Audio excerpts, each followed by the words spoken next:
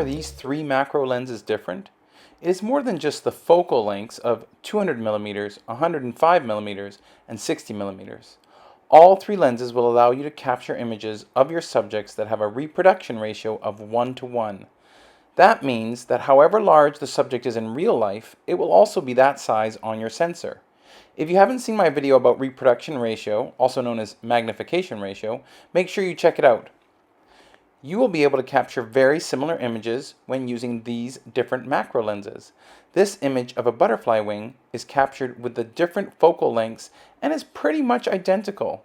While I can capture very similar images with a 60mm, 105mm, and 200mm lenses, the biggest difference is the minimum focusing distance. The minimum focusing distance is the distance that the subject is away from the sensor of your camera. You heard me right, the distance of the subject to the sensor, not to the front of the lens like some people might think.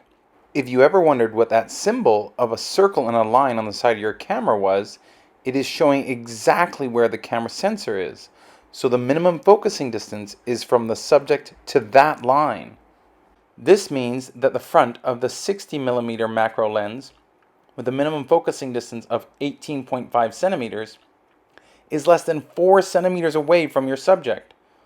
Meanwhile, the 105mm lens has a minimum focusing distance of 31.4 centimeters, and the subject is around 14 centimeters away from the front of the lens.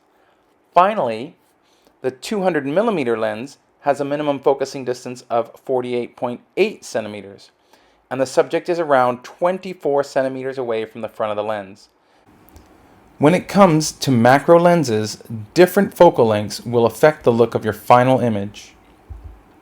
Just like other lenses, the longer the focal length, the more compressed your field of view will be. First of all, let's look at the head of the butterfly. When using a 60mm lens, the head of the butterfly is a bit wider.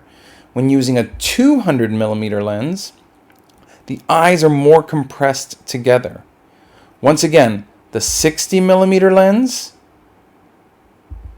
and the 200mm lens. In addition to this, the longer the focal length, the larger the objects in the background will appear. Take a look at the wing of the butterfly when captured with a 60mm lens. See how much space is under the wing. Compare this to a 200mm lens, and you can clearly see that the wing looks a lot larger when using this 200mm focal length. Once again, the 60mm lens and the 200mm lens. Generally, the longer the focal length of your macro lens, the further away you can be from your subject when you are capturing a 1-to-1 magnification ratio.